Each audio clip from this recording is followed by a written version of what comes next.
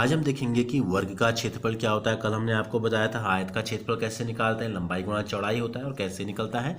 आज हम उसी तर्ज पर देखेंगे कि वर्ग का क्षेत्रफल कैसे निकालते हैं। तो हमने यहाँ पर दो वर्ग ले लिए हैं, एक की जो भुजा है 2 इकाई हमने ली है और एक की भुजा हमने 3 इकाई ली है। ठीक है, तो 2 इकाई वाले वर्ग में हमने क्या किया, इसको 4 बराबर भागों में बांट दिया। देखो एक इकाई यहाँ तक, एक इकाई यहाँ तक, तो कितने वर्ग बन गए 4। तो इसका जो क्षेत्रफल हो गया, ये क्षेत्रफल कितना हो गया 1 2 3 4, 4 वर्ग इकाई। 4 वर्ग इकाई क्यों हो गया, क्योंकि एक खाना जो हमने बना रखा है छोटा सा, ये 1 इकाई गुणा 1 इकाई के हैं, तो 4 वर्ग इकाई बन गया आपका। ठीक है, इसी प्रकार यहाँ अगर हम देखें वर्ग का क्षेत्रफल कितना हो जाएगा, यहाँ क्या हुआ, यहाँ जो भुजा है 3 इकाई थी तो 3 वर्ग बन गए, यहाँ 3 वर्ग इस तरह में 3 यहाँ 3 यहाँ। ठीक है, तो वर्ग का जो क्षेत्रफल यहाँ हो गया 1 2 3 4 5 6 7 8 9 वर्ग इकाई हो गया। तो अब हमको देखना है कि इसका जो सूत्र है वो कैसे बना। ठीक है, तो 9 का आएगा, यहाँ भी 3 है और यहाँ भी 3 है, तो 3 को 3 से गुणा करेंगे तो 3 3, तो ये आया 9 वर्ग इकाई। कैसे आया, 3 इकाई को 3 इकाई से गुणा करके आया। और 3 इकाई क्या है, ये वर्ग की भुजा है और दूसरी 3 इकाई भी क्या है, वर्ग की भुजा है। तो सूत्र बन गया भुजा गुणा भुजा। यहाँ भी अगर इसको देखें तो 2 इकाई और 2 इकाई को गुणा किया तो 2 दूनी 4 इकाई गुणा इकाई वर्ग इकाई बना। तो यहाँ भी हम इस प्रकार से इसको लिख सकते हैं 4 वर्ग इकाई। अगर बिना चित्र के निकालें तो कैसे आएगा, तो ये आएगा 2 इकाई गुणा 2 इकाई। 2 इकाई वर्ग की भुजा थी और 2 इकाई ये भी वर्ग की भुजा थी।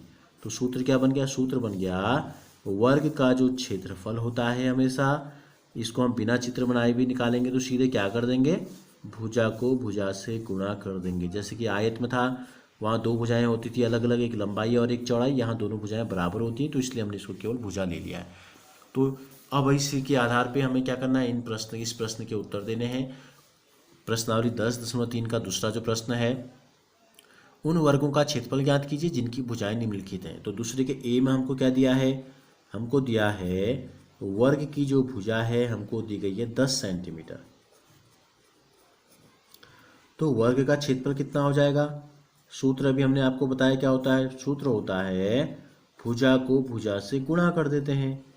तो भुजा कितनी है, भुजा यहाँ दी गई है 10 सेंटीमीटर और दूसरी भुजा बराबर है, तो 10 सेंटीमीटर गुणा 10 सेंटीमीटर, 10 गुणा 10 होता है 100 और सेंटीमीटर को सेंटीमीटर से गुणा करोगे तो वर्ग सेंटीमीटर हो जाएगा।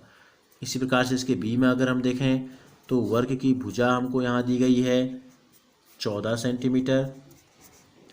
तो वर्ग का क्षेत्रफल कितना हो जाएगा, वर्ग का क्षेत्रफल हो जाएगा, सूत्र आप पुनः लिखेंगे बार बार, जितने बार आप सवाल बना करेंगे क्षेत्रफल निकालेंगे उतने बार आपको सूत्र लिखना है। तो 14 सेंटीमीटर गुणा 14 सेंटीमीटर, तो 14 गुणा 14 को 14 से गुणा करोगे तो ये आता है 196 और सेंटीमीटर को सेंटीमीटर से गुणा करोगे तो ये हो जाएगा वर्ग सेंटीमीटर। इसी प्रकार सी में जो हमको है वर्ग की भुजा दी गई है, ये मीटर में दे दी गई है, कितनी मीटर है 5 मीटर। तो वर्ग का जो क्षेत्रफल होगा, सूत्र अभी हमने आपको बताया था क्या होता है, भुजा गुणा भुजा। तो यहाँ भुजा कितनी दी गई है, भुजा दी गई है 5 मीटर, तो 5 मीटर को ही 5 मीटर से गुणा करेंगे तो 5 गुणा 5 हो जाएगा 25 और मीटर गुणा मीटर हो जाएगा वर्ग मीटर। तो इस प्रकार से वर्ग का क्षेत्रफल निकालते हैं भुजा गुणा भुजा के द्वारा।